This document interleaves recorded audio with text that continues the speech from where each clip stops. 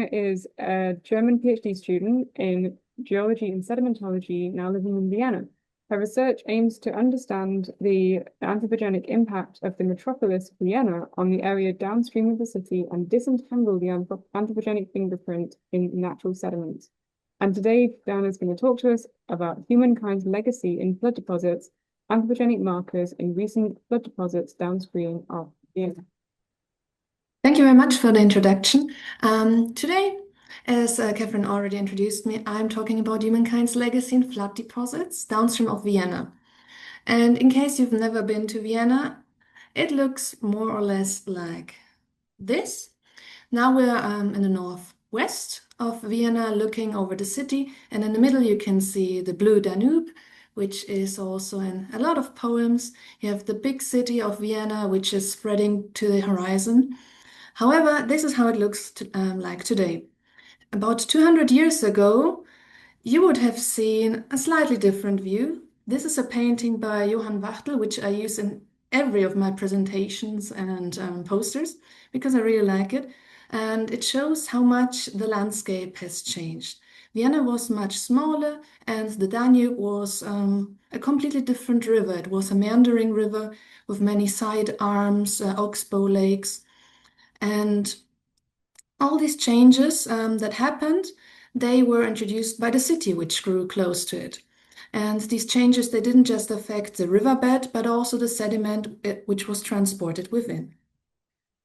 I could also cite maybe the previous talk for this to stress how important the sediment is and how the impact on it has changed. But here I chose the quote by Switzky et al. From the Nature paper, where they say that while over the geological past, the Earth's sedimentary system was shaped by natural forces, it is today now dominated by human actions, controlling landscapes, hydrology, and influencing climate change.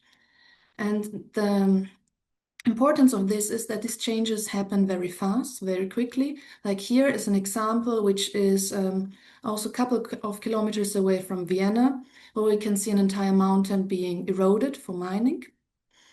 And this entire amount of the Earth's present sediment load exceeds 300 billion tons. So also this number is a couple of years old. It could have changed by now. Personally, I could not understand how big this is, but to illustrate the impact we have on all the sediment load, only 6% or less than 6% contribute from natural processes. So we take quite a huge part in this. However, we still don't really know how all these changes and influences impact the system. And one case, which is quite recent in Vienna, was the flood of September 2024. So these two pictures, they show a channel in the middle of the city. I'm actually living close by, so I was able to take a couple of pictures. And normally it looks like the one on the right side. When you see this channel or waterway or whatever it is, you think, why was it worth to build an entire channel for this puddle of water? However, during the event, it looked completely different. It was a huge river which was filled to the brim, and as you can see by the color, there was a lot of sediment transported within. Actually, the amount of sediment was so large that it took several months of work to remove all this sand, sediment, silt, and also to remove the anthropogenic artifacts which were transported within. So me and my colleague, we are investigating the flood sediments downstream of Vienna, and we also took a look at this. As sedimentologists, we want to understand the processes which resulted into the sediment we can see here. And nowadays, these processes are not just tectonic forces, climate change, and similar things, but also human-induced processes. And to understand these human-induced processes, we also had to look at the entire Danube. So the Danube is one of the most important rivers in Austria. You can see it on this image. It stretches through the upper part of Austria, going into Germany, and is a quite steep river, let's say, which is why it is used also for hydropower stations. And there, I don't know how it is now, but at least a couple of months ago, there were at least 59 dams in the upper Danube. And the impact on this is illustrated in this figure. So in red, you can see the stretches of the Danube and its tributaries, which are impounded stretches and dams. In blue, you have the very few free-flowing stretches, and in green, the only intact floodplain.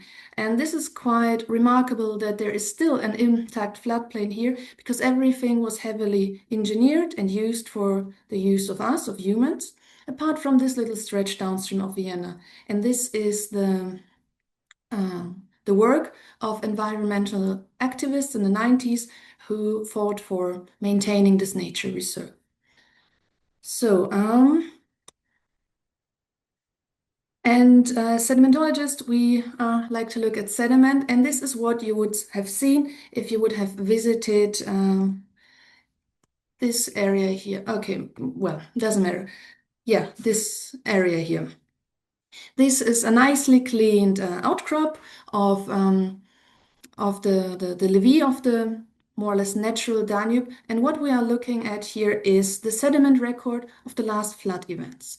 With different methods, we were able to identify different flood events and also to pinpoint the year when they were deposited. And this was only possible by combining sedimentology and grain size analysis with historical records and GIS. Because the interesting thing we had here is we had the availability of different aerial photographs, especially from the World War time, which allowed us to cross-check our facies analysis and our ideas we had for these times.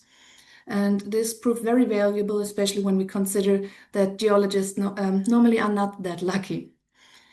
And what we could see here is that there was a sudden shift in sediment dynamics since the 1950s, and this coincides also with the Great Acceleration. We have suddenly the preservation of flood deposits, and we have also very thick flood deposits. And while this coincides with the Great Acceleration, it also coincides with the first larger hydropower stations which were constructed here. The second major shift we can see between the floods of 1991 and 2002. Before we had very different colored layers with different grain sizes, and afterwards everything just became a monotonous mass.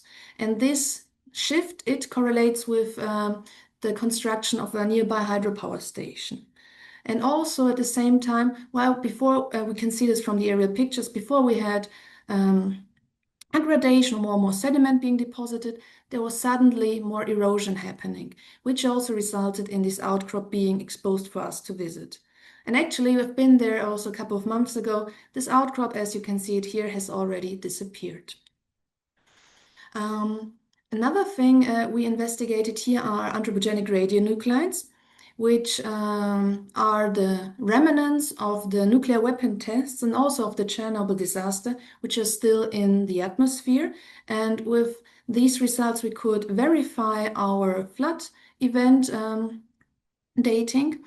And in this case, we were looking at cesium, plutonium, neptunium, uranium, so all the different kinds, and they were all telling us a very similar picture, or actually the very same picture. And when we look even deeper into the sediment composition and the geochemistry of it, what we can also see for these flood events, we can see changes in heavy metals. I noted here down lead, zinc, cadmium, and these are all elements which are connected to industrialization, to industrial activity. And what we can see here is first the onset or the increase in these elements, but also the decrease of these elements, which correlates with international legislation on emissions. For example, for lead, in the 1991 layer, we have still high values, but afterwards they have suddenly decreased to values which are very close to natural background. Again, an example that shows the effectiveness of this international legislation. Another quite surprising insight we had here was sulfur values. They were going quite crazy between the 1960s to 1980s, and we think that this has to do with the acid rain, which was also quite prevailing in this time. But however, also over the last couple of decades, it has almost decreased to background level, which can be associated with the European legislation concerning acid rain and the treatment. Okay, so we have been seeing a lot of artifacts, a lot of plastic, a lot of anthropogenic material, and of course we also found some of them. And one of my favorite pieces is this little beer cap. Austria is quite popular for their wine, but also their beer. And I thought, how funny would it be to find like a special edition beer can or beer cap? And it's quite a coincidence that I did. While I didn't immediately recognize where this beer cap is coming from, my colleague, who's a bit older and he was born in Vienna, has been there all his life, he immediately recognized what it was. It was the beer or the favorite beer of an actor in a very popular Austrian TV series, A True Viennese Doesn't Drown, and it was his favorite drink he had there. So I could already cross this from my list of things I want to do during my PhD. Other than that, we found lots of other anthropogenic artifacts from pharmacists' vials, potato packaging with the date of filling, Slovakian mustard cup where we could pinpoint the design to a certain time, and also a trash bin with the manufacturing year 1991. But other than that, the anthropogenic material and artifacts were rather rare. All in all, when we look at the legacy of humankind in flood deposits, we can see that it's always, or in our case, a combination of both global and local characteristics, which define the anthropogenic signals of Vienna's floodplain. We have, in our case, anthropogenic radionuclide signals, which are a global signal, but we have also rapid changes in sedimentation patterns, which can be directly related to more national or transnational changes. Also, heavy metal fluctuations and human import are recorded here. All in all, there is still much more to investigate, and we're still publishing this, and I want to thank you for your attention.